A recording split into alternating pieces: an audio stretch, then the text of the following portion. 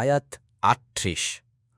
হুনালিকা দাআ যাকারিয়া রাব্বাহু ক্বালা রব্বি হাবলি মিন লাদুনকা যুররিয়াতান তাইয়্যিবাতান ইন্নাকা সামিউদ দুআ।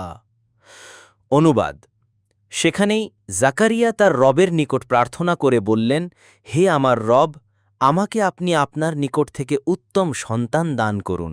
নিশ্চয়ই আপনি প্রার্থনা শ্রবণকারী। তাফসির ১ নং ফুটনোটের বিবরণ।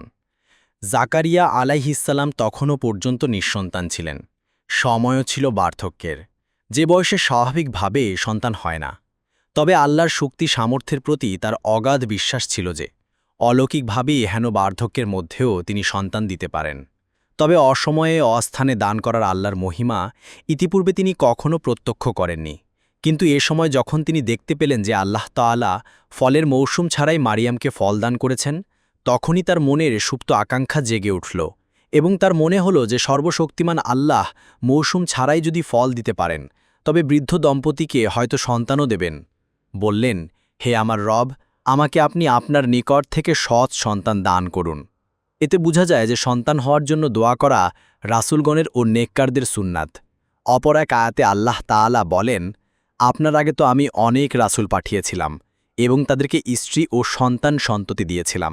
অর্থাৎ রাসূল সাল্লাল্লাহু আলাইহি ওয়াসাল্লামকে যেরূপ স্ত্রী ও সন্তান দান করা হয়েছে, তদ্রূপ এই নিয়ামত পূর্ববর্তী রাসূলগণকেও দেয়া হয়েছিল।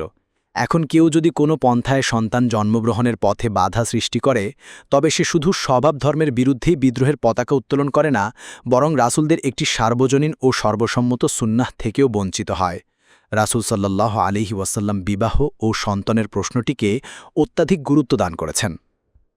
তাই যে ব্যক্তি সামর্থ্য থাকা সত্ত্বেও বিবাহ কিংবা সন্তান গ্রহণে অনীহা প্রকাশ করে, তাকে তিনি স্বীয় দলে অন্তর্ভুক্ত হওয়ার অনুমতি দেননি। তিনি বলেন, বিবাহ আমার সুন্নাহ। যে ব্যক্তি এই সুন্নাহ থেকে বিমুখ হয়, সে আমার দলভুক্ত নয়।